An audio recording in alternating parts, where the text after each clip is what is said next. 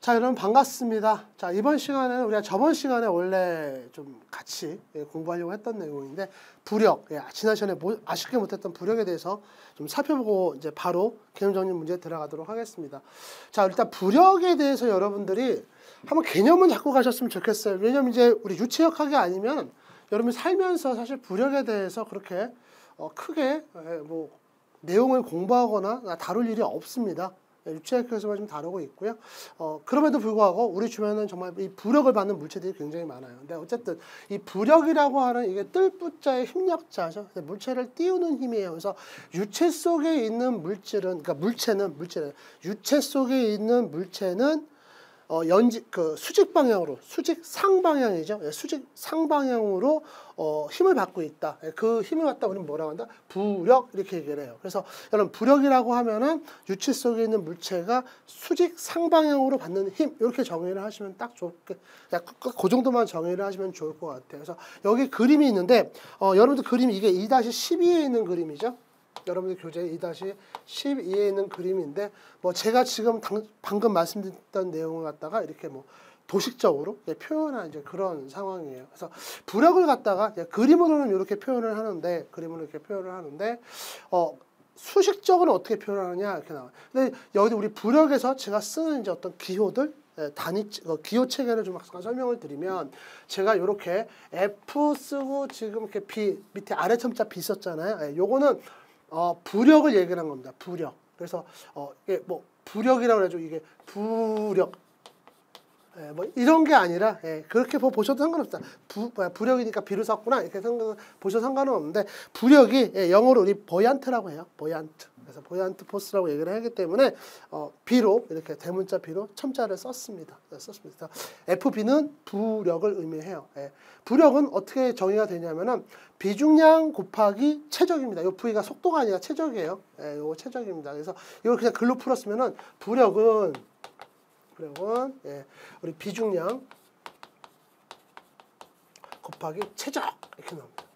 그래서 여러분들 요걸 갖다가 또 단위로 잠깐 우리 환산을 해보면 비중량은 뉴턴 퍼 우리 SI 단위죠. 절대 단위에서 SI 단위로 우리가 좀 보게 되면은 뉴턴 퍼 메타 3승 이렇게 나오고요. 최적은 곱하기 메타 3승 이렇게 나오죠. 둘이 약분되면서 뭐만 남습니까? 힘 뉴턴만 남죠. 그래서 여러분 부력의 정체는 뭐다? 얘도 힘이다. 결론적으로. 부력이 힘이다. 힘. 그러니까 이제 힘을 표현하는 방법 중에 여러분 또 하나를 배우신 거예요. 힘을 뭐 하중, 그다음에 무게, 그죠? 힘을 또 외력, 뭐 이렇게 이제 표현을 하지만 또 부력 역시도 힘이다. 힘이다. 이렇게 여러분들이 정의를 내리시면 될 것 같아요. 그래서 여기 보시면 킬로그램 F나 뉴턴으로 나타낼 수 있다. 뭐 여기까지 제가 설명을 해놨습니다. 그래서 그 다음 내용을 보시게 되면 이제 우리가 이제 부력을 갖다가 이제 해석을 하려고 그러면은 크게 세 종류로 우리가 나눠서 보고 있습니다. 그래서 첫 번째가 액체에 떠 있는 물체의 부력.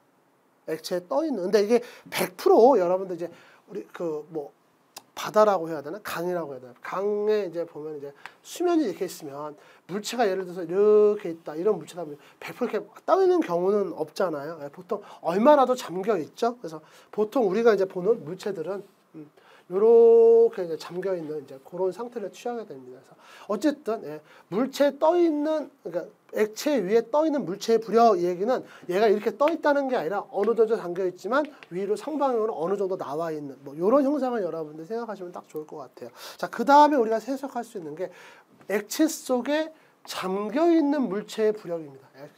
그러니까 얘가 이제 물 속에 들어가 있는 거야 이번에는.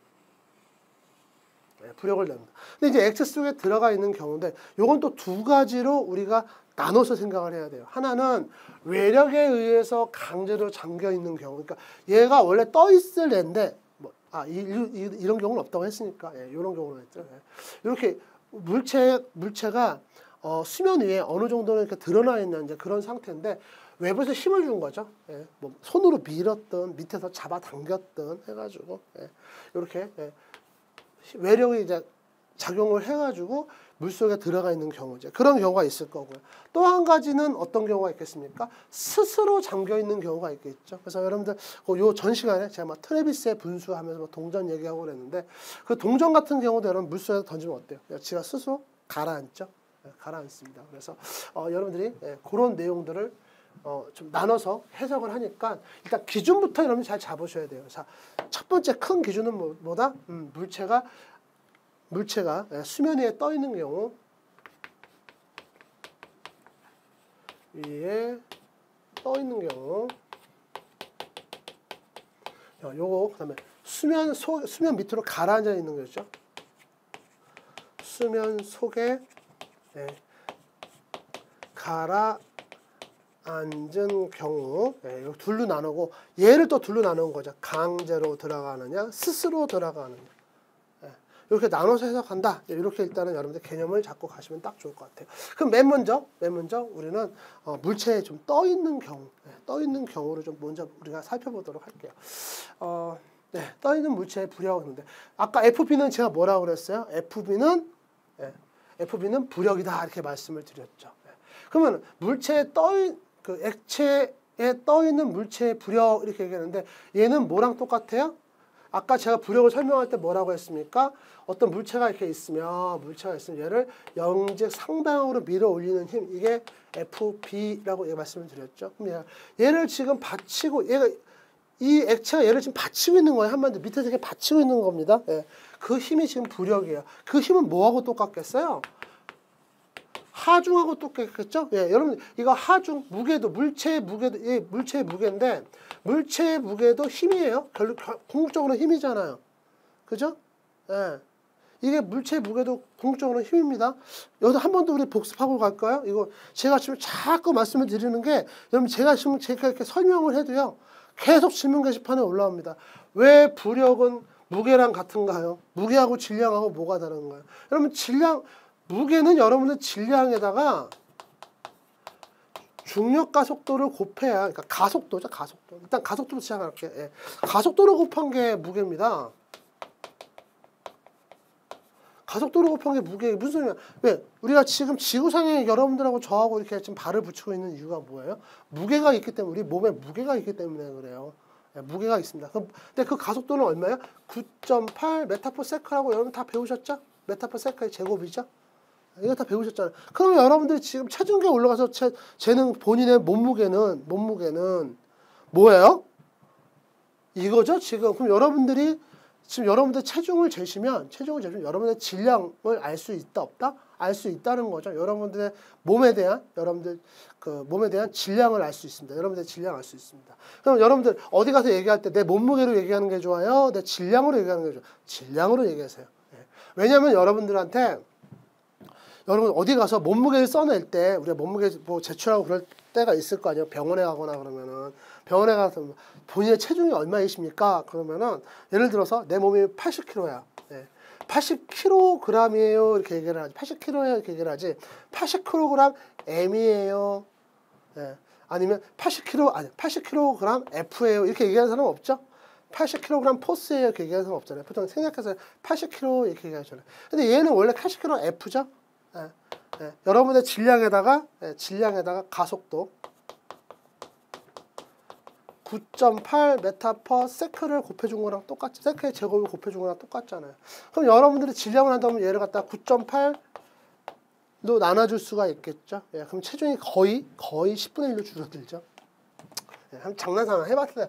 그런 개념이죠. 그냥 이게 무게라고 하는 얘기는 여러분들 무게 자체도 힘이라는 거죠. 그래서 무게도 힘입니다. 그러면 이 FB하고 이 무게를 갖다가 비중량으로 나타내 봅시다. 이걸 비중량으로 나타낸 거예요. 비중량 곱하기 뭐야? 체적으로 나타낸 거야. 체적으로 나타내 봅시다. 아까 F는 뭐야? 부력은 비중량 곱하기 체적 이렇게 얘기했잖아요. 근데 여기서 이제 요거 하나만 우리가 기호를 한 번 더 여러분들하고 정리하고 갈게요. 일단 제가 여기서 스몰 f 붙인 거는요. 스몰 f 액체의 비중량입니다. 액체의 비중량. 그다음에 그러니까 밑에 F는 액체를 얘기하는 거야. 그러니까 이게 우리가 이제 아까 제가 설명할 때 뭐 물을 기준으로 해가지고 물체가 이렇게 했지만 이게 물일 경우도 있고 기름일 경우도 있겠죠. 특히나 시험에서는 뭐 물로 나오는 경우도 있겠지만 기름으로 어떤 뭐 기름이다 해놓고 비중량이 얼마다 이렇게 줄 수 있잖아요. 그죠? 그러니까 이거는 이 액체의 비중량을 갖다가 F 이렇게 했습니다. 예, F. 아래 첨자 F를 쓴 거는 저도 사실 이 교재를 만들면서 이런 첨자나 이런 것들은 뭐 제가 임의로 붙인 것도 있어요. 어떤 거는 붙인 것도 있지만 보통 일반의 책, 주로 매크로힐 책을 갖다가 저는 참고를 했습니다. 그래서 거기에 보면 이걸 액체의 비중량을 갖다가 F 이렇게 표시를 하고 있고요. 다른 책에서도 보통 많이들 이렇게 표시를 해요. 그래서 액체의 비중량 이렇게 F라고 했는데, 스몰 F라고 했는데 아마도 제 생각에는 이 스몰 F가 우리 유체니까 플로우, 예, 거기에는 액체의 F를 쓴 게 아닐까 싶어요. 예, 여러분들 빨리 잘 이해하시라고 이렇게 설명을 드리는 겁니다. 자, 그 다음에 밑에 아래 첨자 B, 스몰 B로 썼습니다. 아까 이건 대문자 B였고 이건 스몰 B예요. 스몰 B는 여러분 물체, 그래서 바디, 최적이 있는 물체다. 그래서 바디에 요 B자를 갖다가 아래 첨자로 썼어요. 예, 이거 역시도 제가 참고했던 책에서 가져온 그 개념입니다. 그래서 첨자는 그런 개념을 쓴 거니까 여러분들이 좀 참고하시면 좋을 것 같아요. 그러면은 부력은 뭘로 정해야 되는 거예요? 결론적으로 액체가 물체를 상방향으로 올리는 힘이니까 액체의 비중량에다가 최적을 곱해야 되는데 이거 액체의 최적을 곱해야 되나요? 너무 크겠죠? 경무점은 뭐야? 액체 속에 잠겨있는 물체의 최적입니다. 아까 제가 설명드렸을 때 수면이 이렇게 있으면 물체가 여기 이렇게 닿아가지고 이렇게 있겠냐. 보통 여기가 아무리 이제 이게 액체 속에 떠 있다고 하더라도 100% 얘가 하나도 여기 잠겨 있지 않은 상태로 이렇게 있지는 않을 거란 말. 이건 완전 공중부양이죠. 예, 이거 보면 얘는 완전 공중부양. 어느 정도는 잠겨 있다는 거죠. 이런 식으로. 이만큼이 잠겨 있는 거잖아요. 그래서 여기 요 최적을 갖다가 지금 그냥 아무 첨자 없이 그냥 V 이렇게 쓰고 있습니다. 아무런 첨자 없이 V 이렇게 쓰고 있어요. 그래서 이거는 액체의 비중량과 물 속에 잠겨 있는 물체의 최적, 물체의 최적. 그럼 여기는 보시게 되면은 여기는 맞겠죠. 얘는 물체의 비중량이겠죠. 지금 얘를 갖다가 지금 무게를 갖다가 뭘로 지금 표현하는 겁니까? 비중량 곱하기 최적으로 좀 설명하고 있는 거죠. 최적으로 설명을 하고 있는 거죠. 그래서 비중량 곱하기 최적은 액체 속의 그 물체의 비중량과 물체 전체의 최적입니다. 물체 전체의 최적. 최적. 이렇게 보시면 되겠어요. 그래서 부력은 액체 속에 떠 있는 물체의 부력은 이게 바로 힘의 평형방정식입니다. 이렇게 시작을 해요. 이렇게 시작합니다. 그리고 이거 이상 없습니다. 부력에서는. 부력에서는 이거 이상 없어요. 액체에 떠 있는 물체의 부력은 이렇게 해석을 합니다. 자, 그러면 이번에는 물체가 완전히 물 속에 잠겨 있는 경우를 볼게요. 이제 어쨌든 액체 속에 잠겨 있는데 이게 외력에 의한 거냐, 스스로 잠겼느냐, 이제 그것만 지금 나눠서 해석을 할 거예요. 첫 번째, 외력에 의해서 강제로 잠겨 있는 경우 나오고 있죠. 여러분들 지금 여러분 교재 지금 이거 여기는 식이 2-22입니다. 한번 또 환기를 하고 가야죠, 여러분들. 2-22식이에요. 자, 외력에 강제로 잠겨 있는데 요거는 뭐 따로 뭐 이렇게 유도는 하지 않는데 여러분들 요것도 힘의 방정식이죠. 요 부력은 얘는 물체의 무게입니다. 물체의 무게예요. W는 물체의 무게고 대문자 W에 여기 다시라고 붙인 거 있죠. 요거는 물체에 작용하는 외력입니다. 외력. 그러니까 똑같이 얘도 힘이고 부력도 힘이고 맞는 거죠. 단위가 어쩌면 이렇게 잘 들어맞습니까? 그죠? 각자 힘이에요. 그러니까 이게 지금 힘의 평형방정식이죠. 이렇게 되니까 이제 힘의 평형방정식이 되는 거죠. 그래서 지금 이 경우 같은 경우는 수면이 이렇게 있으면 얘가 지금 자꾸 떠오르려고 하고 있어요. 스스로 자꾸 떠오르려고 하는데 얘가 지금 무게가 W예요. W인데 얘가 지금 올라가려고 하는데 얘를 강제로 밑에서 뭐 잡아당기던 위에서 누르던 해가지고 밑으로 W가 또 작용하고 있다. W 다시가 작용하고 있다는 거죠. 그러면 여기 지금 작용하고 있는 부력은 뭐다? 부력은 뭐다? 지금 여기다가 얘를 더해준 값이다. 이렇게 하는 거죠. 더해준 값이다. 왜? 이 W에 의해서도 여기 지금 내려가려고 하는 힘이 있잖아요. 그죠? W에 의해서도 여기 내려가려고 하는 힘이 있는데 거기다가 W 다시가 작용을 하고 있기 때문에 더하기를 해주는 거죠. 여기에 의해서 내려가려고 하는 힘. 그다음 얘는 외력, 외부에서 작용하는 힘. 더해주는 힘이 되는 겁니다. 자, 이렇게 하시고요. 자, 그 다음에 두 번째, 이번에 이제 물속에 잠겨 있는 물체인 경우 이제 두 번째 해석이죠. 뭐야? 스스로 잠겨 있는 경우입니다. 스스로. 아까 이제 뭐 트래비스의 분수에 뭐 물속에다 동전을 던지면 스스로 가라앉잖아요. 이렇게 말씀을 드렸죠. 예. 그거 보시게 되면 얘는 또 좀 해석이 달라요. 이게 아까 앞에서 요 W 같은 경우는 물체의 무게입니다. 똑같습니다. 근데 요 W 다시는 뭐냐면은 유체 속의 물체의 무게예요. 예. 유체 속에서의 물체의 무게입니다. 이게 무슨 얘기냐면은 지금 이 부력이 지금 이렇게 이걸 여러분 좀 돌려서 이렇게 한번 볼게요. 그러면은 만약에 물체의 무게는 뭐하고 뭐의 합의로 이 물속에 있는 지금 물속에 있는 물체 같은 경우는 뭐와 뭐의 합으로 이루어지냐면은 부력과 더하기 유체 속에 있는 물체의 무게로 결정이 됩니다. 더하기 얘가 지금 아까 앞에서는 외력이었지만 지금 여기서는 유체 속에 있는 물체의 무게 이렇게 나와요. 이겁니다. 이건 어떻게 구하나요? 시험에서 줍니다.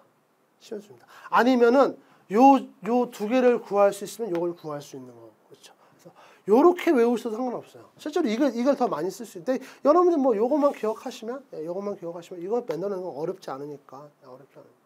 잠시 주의할 건 뭐냐면은 얘는 지금 유체 속에는 물체의 무게다. 근데 여러분들이 생각하면 아니 이게 물체 무게 준데 왜 유체 속의 물체 무게를 따로 정산을 할까? 왜 생각을 할까라고 생각하시는데 여러분들 지금 물 속에 들어가면은 뭔가 그 부력에 의해서 어쨌든 부력을 받으니까 물체는 가벼워지죠. 예, 원래 무게가 예를 들어서 뭐 30kg이다. 30kg F였다. 예, 그러면 이게 물속에 들어가면 예를 들어서 뭐 10kg F가 되더라. 그러면 지금 부력은 결론적으로 뭐가 되는 겁니까? 부력은 지금 30kg F가 10kg 느끼니까 여기서 이걸 빼줘야죠. 그죠? 예, 뺀 값만큼 얘가 들어올리고 있는 거죠. 지금. 그렇죠? 그렇게 보셔야죠. 예, 그렇게 보시면 됩니다. 요 그림은 그걸 갖다가 이렇게 도식적으로 설명한 그림이에요. 그래서 스스로 잠겨 있는 경우, 그 다음에 강제로 잠기는 경우 이렇게 나눠가지고 해석합니다. 요 세 가지는 여러분들 반드시 기억을 하셔야 되고 부력 문제가 나오면 이제 부력에 대해서 이 부력, 그러니까 FB죠. 이 FB를 계산하는 문제에 대해서는 뭐 다양하게 문제가 나오긴 하는데 앞에서 일부만 잠겨 있는 경우가 제일 많이 나와요, 사실은. 앞에서 우리가 봤던 첫 번째 물이 물 위에 수면에 뭐 일부만 잠겨 있는 거, 일부는 떠 있는 경우, 일부만 잠겨 있는 경우, 이거 시험제 제일 많이 나옵니다. 물론 이제 지금 뭐 스스로 잠겨 있는 경우라든가 외력에서 잠겨 있는 경우도 나오긴 하는데 비중을 보면 얘가 좀 많이 나오고 있어요. 그러니까 여러분들 여기서 나오는 문제는 무조건 잡고 하시죠. 왜냐면 이게 뭐 사실 유체역학에서 여러분들 이렇게 단순 수식으로 나오는 문제들이 별로 없습니다. 하다못해 단위라도 꼬아서 나오지 그냥 이렇게 나오는 경우는 많이 없는데 여기는 이렇게 문제가 잘 나왔어요. 자, 그러면 이제 부력에 대해서는 이렇게 정리를 좀 하고요. 여러분들 시험을 위해서는 알아야 되는 내용은 이게 끝입니다. 자, 그럼 넘어가도록 할게요. 이제 부력이 끝났고요. 이제 부양체가 나옵니다. 여러분들 여기서는 우리가 이제 부력을 배우는 게 아니라 부양체예요. 부양체. 얘 부양체라고 하는 의미는 이미 우리가 앞에서 부력에 의해서 일부가 물 위에 떠 있는 경우, 유체 위에 떠 있는 경우죠. 그래서 유체 위에 떠 있는 물체를 우리 뭐라고 합니까? 부양체 이렇게 합니다. 유체 위에 떠 있는 물체. 근데 이제 유체에 떠 있다는 의미도 아까랑 똑같아요. 이게 수면이면은 얘가 공중에 떠 있는 게 공중 부양이 아니라 일부는 이렇게 안에 잠겨 있는 거죠. 겁니다. 자, 일단 여기서 여러분들 이 부양체를 이해를 하시려고 그러면은 두 가지를 반드시 여러분들 여기서 이제 개념을 정리하셔야 돼요. 하나는 경심이라는 말하고요. 하나는 경심고를 이해를 하셔야 됩니다. 경심과 경심고를 여러분들이 이해를 하셔야 이제 부양체를 해석할 수 있는, 유체역학에서 해석할 수 있는 이제 그 방법을 이제 여러분 따라가실 수가 있어요. 일단 경심부터 좀 말씀을 드려야 되는데 여러분들 이 그림을 좀 보십시오. 그림을 보시게 되면은 일단은 요게 지금 뭐 경우 세 가지 경우를 그려놓은 거예요. 지금 이게 여러분들 교재에 그림 2-14네요.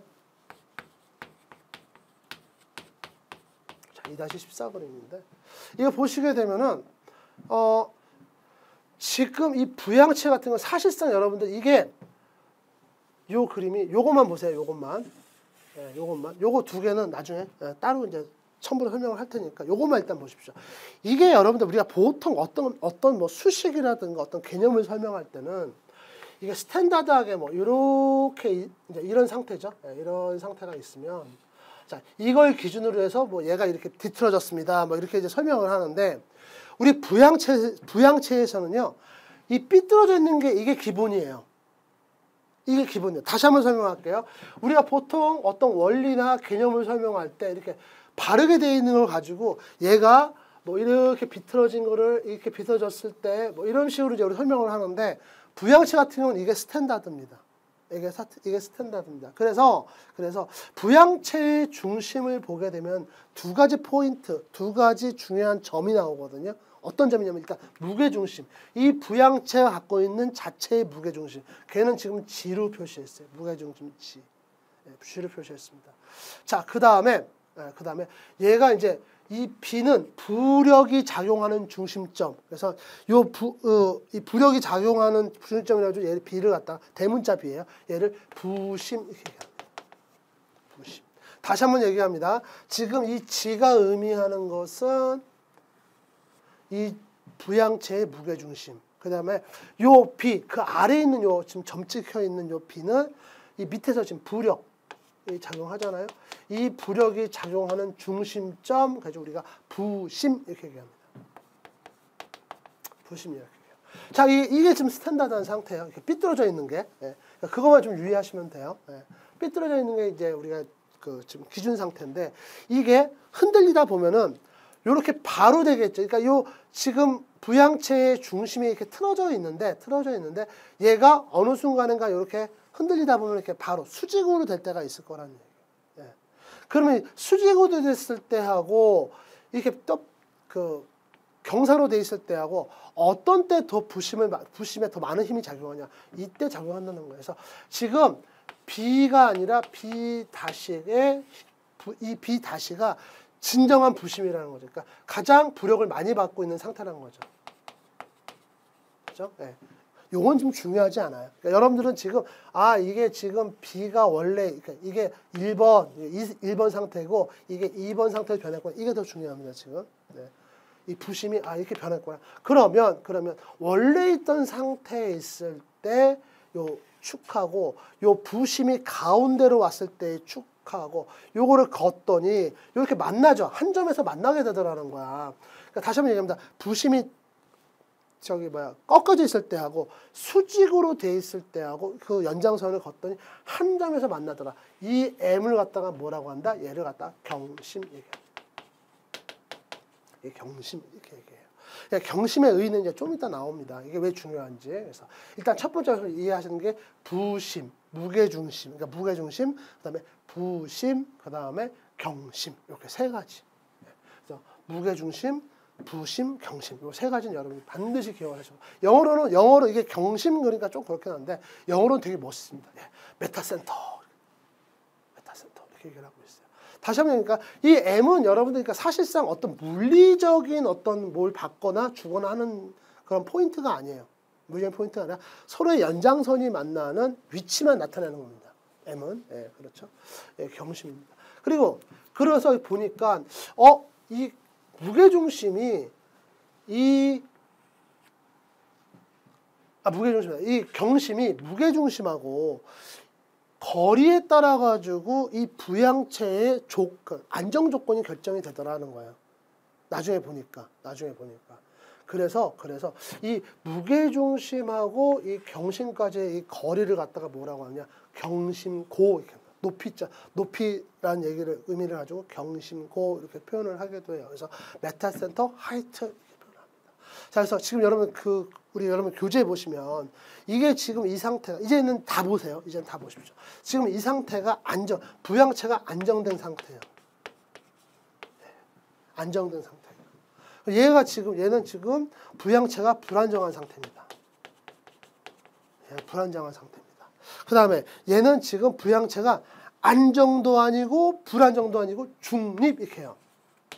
근데 사실 저는 이거는 잘 모르겠어요. 이 중립이라는 의미가 어떤 의미가 있는지. 근데 이거는 뭐 그 해양공학, 조선공학 쪽에서는 이게 뭐 좀 의미가 있다고 하는데, 뭐 제 입장, 우리 기계하는 사람들 입장에서는 아니 뭐 우리가 만든 제품이나 물체가 안정이면 안정이고 불안정이면 중립? 이게 어떤 의미가 있나요? 중립을 우리가 지켜야 될 어떤 의무나 뭐 그런 상황이 있나요? 그러니까 어떻게 보면 굉장히 이거는 그냥 개념적인 것 같아요. 개념적인 어떤 그런 거고. 근데 어쨌든 요 세 가지를 나눠서 봅니다. 안정, 불안정, 중립 이 상태예요. 그래서 가만히 보니까 자, 안정인 상태는 어떤 상태냐? 무게중심보다 경심이 위에 있는 경우다라는 거예요. 무게중심보다 경심 위에 있는 경우, 이럴 때는 안정하다는, 부양체가 안정하다. 근데 부양체가 안정하다는 것도 여러분, 나는 그렇게 생각해요. 이게 뒤집어지지 않을 조건? 예. 이게 뒤집어지지 않을 조건? 근데 그것도 뭐 여기서 힘을 주기 나름이지. 그러니까 우리 유체역학에서는 그러니까 그렇게 깊게는 안 들어가는 것 같아요. 예. 뒤집어지지 않을 조건? 예. 그게 안정. 얘는 뒤집힐 조건이죠? 뒤집힐 거죠. 그러니까 어떤 데 뒤집히다 했더니 요 경심이 무게중심보다 아래쪽에 있다는 거야, 보니까. 아래쪽에 있다는 거죠. 예, 이게 불안정입니다. 그 다음에 경심하고 무게중심이 일치하는 경우. 여기 지금 G라고만 써 있는데 요거 지금 M하고 같은 위치에 있는 거예요. M하고 같은 위치에 있어요. 중립 이렇게 보시면 돼요. 그래서 뭐 요거 자체가 어떤 의미가 있을 수도 있겠지만 우리 유체학학에서는 그냥 이렇게 세 가지로 나눠서 생각을 하면 될 것 같아요. 여러분들이. 자, 그래서 부양체의 무게중심과 작용점. 부심, 부력의 작용점을 우리 부심이라고 하니까 그런 어떤 상관관계를 제가 좀 설명을 드렸고요. 그 내용은 지금 여러분들 교재에 2-22까지 지금 설명이 되어 있고요. 경신고 같은 경우는 이렇게 해놨는데 그거 여러분들이 한번 보세요. 한번 보시면 이건 금방 아시는 거고. 그래서 부양체의 안정 조건 이렇게 나오는데요. 자, 이건 여러분들이 뭐 굳이 외우실 필요는 없습니다. 어차피 여러분들 이것도 계산식으로 주로 문제가 나오고 뭐 개념 문제나 이런 걸로 나오는 경우는 거의 없으니까요. 예전에는 이렇게 나오는 경우가 종종 있긴 하더라고요. 있긴 하는데 이걸 굳이 여러분들이 뭐 개념을 위해서 한 게 아니라 이걸 이제 풀어야 됩니다. 그래서 여러분들이 무게중심에서 얘를 얼마나 띄어야 되는가 뭐 이런 문제 나올 수 있겠죠. 우리 여기서 나오는 문제들. 안정 조건을 하기 위한 뭐 그 메타센터의 뭐 범위 얼마나 돼야 되느냐 이제 이런 내용들이 나올 수 있습니다. 그래서 그런 내용들을 갖다가 나중에 문제를 푸시려고 그러면은 요렇게도 한번 이해를 해 놓으셔야 돼요. 지금 제가 보여드리는 이런 표를 가지고도 이해를 해 놓으셔야 돼요. 자, 안정일 때는 어때요? 경심이 무게중심보다 위. 경심 무게중심보다. 그리고 경심과 무게중심이 일치했을 때는 중립상태. 그 다음에 이제 이 부양체가 불안정한 조건, 경심이 무게중심보다 아래에 있을 때. 그래서 지금 GM이라고 하는 건 뭐예요? 그럼 지금 요 거리죠. G에서 M까지의 거리죠. GM. 그래서 GM은 뭐 어떻게 됩니까? 메타센터에서 부심까지의 거리에서 도심에서 부심까지의 거리를 빼준 겁니다. 뭐 그렇게 딱 보면 여러분들 뭐 그렇게 어렵진 않을 거니까. 요렇게도 표현하는 것도 여러분들 좀 기억을 하셔야 돼요. 이게 0보다 클 때, 이건 왜 0보다 작다고 했을까? 2차원 좌표기를 보는 거야. 이거는 여러분들, 이게 거리긴 거리인데, 요걸 2차원 좌표기를 보는 거죠. 여기를 갖다가 제로라고 보고, 이게 아래쪽으로 하는 게, 이게 마이너스라고 보는 거예요. 2차원 좌표기에서. X축, Y축 해가지고, 이걸 마이너스로 보는 겁니다. 자, 여러분들 우리 요거 하나만 보고 합시다. 원래 제가 이제 개념적인 문제를 풀긴 풀 건데 요거는 따로 안 풀고 그냥 제가 말로만 좀 설명을 드리려고 해요. 여러분 우리 교재에 보면은 우리 개념 정리 문제 6번 문제 좀 봐주세요. 6번 문제 좀 보시면은 비중이 0.252인 그러니까 비중량이 아니라 비중을 준 거예요. 그러니까 비중량하고는 비중은 다른 거죠. 비중량은 단위가 있고 비중은 단위가 없잖아요. 그죠? 물체를 물 위에 띄었을 때 나옵니다. 띄었을 때 물 밖으로 나오는 부피는 전체 물체의 부피에 얼마에 해당하는가 이렇게 나오는데 해설을 보시면은요 부력 이게 지금 그냥 부력을 FB를 W로 놓고 그냥 해석을 해버렸죠. 여기서 준 힌트는 뭐예요? 비중 하나밖에 없어요. 비중 하나밖에 없습니다. 비중은 여러분들 뭐예요? 물의 비중량을 물체 비중량으로 나눠준 값이죠. 그죠? 예. 그러니까 여기서 여러분들 힌트를 얻어가지고 푸시면은 뭐 어렵지 않게 풀린다는 거. 예. 그래서 지금 제가 이 문제를 왜 따로 좀 설명을 드리냐면은 이게 부력에 관계된 문제가 그렇게 어려운 문제가 안 나와요. 그러니까 이런 문제는 꼭 좀 잡고 가십시오. 그래서 6번 문제, 요거는 여러분들 꼭 한번 풀어보시고, 지금 시간이 지금 다 돼서 개념 정리 문제가 좀 몇 문제 있거든요. 요거는 잠깐 쉬었다가 또 진행하도록 하겠습니다. 쉬었다 하겠습니다.